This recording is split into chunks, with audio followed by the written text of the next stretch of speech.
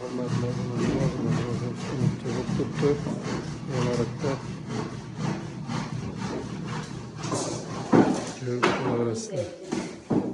Assalamualaikum, hürmetli aboneçiler, hürmetli kanalımıza aboneçileri.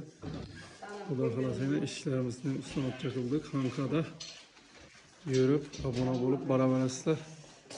Kanalımıza yangi bo'lsangiz abone bo'lib qo'yinglar.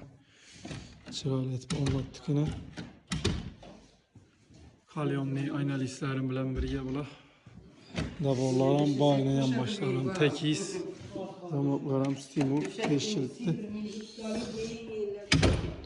Garantiyeli işler ustanıp çakılandı biri. 6 eşik, bir plan. Kalyonli aynalisi. Yine rezinkelerim bak. Kakpolojin netip. İşinge 4 kullan. 8'lik 40 milyon eşikler. Bağından bayna.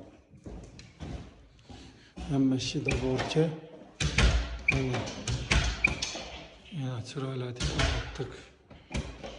Yürüp abone olup beraber paklar yıkılırım rezinkeler. Bağ 4 kullanıp yine çırayla atıp anlattık.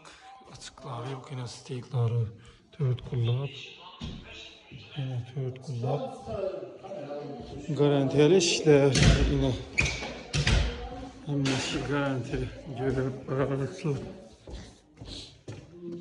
yine bağında işte. Eşikler anlattık yine. 6 eşik.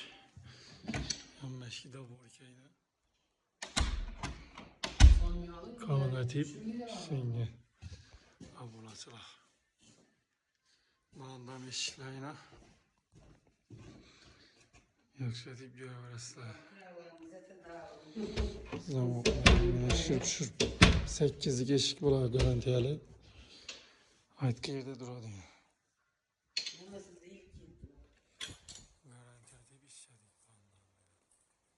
Bağladan bayna eşikler. Bağladan eşikler.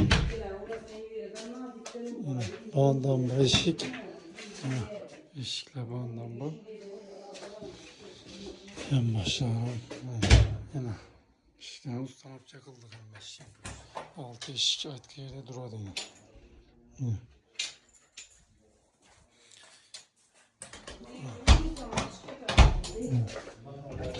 Bağlanan görüntü veremiz söğütlerini yakıp şöyle anlattık bulanı.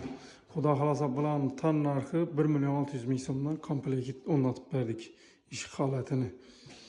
8'lik iş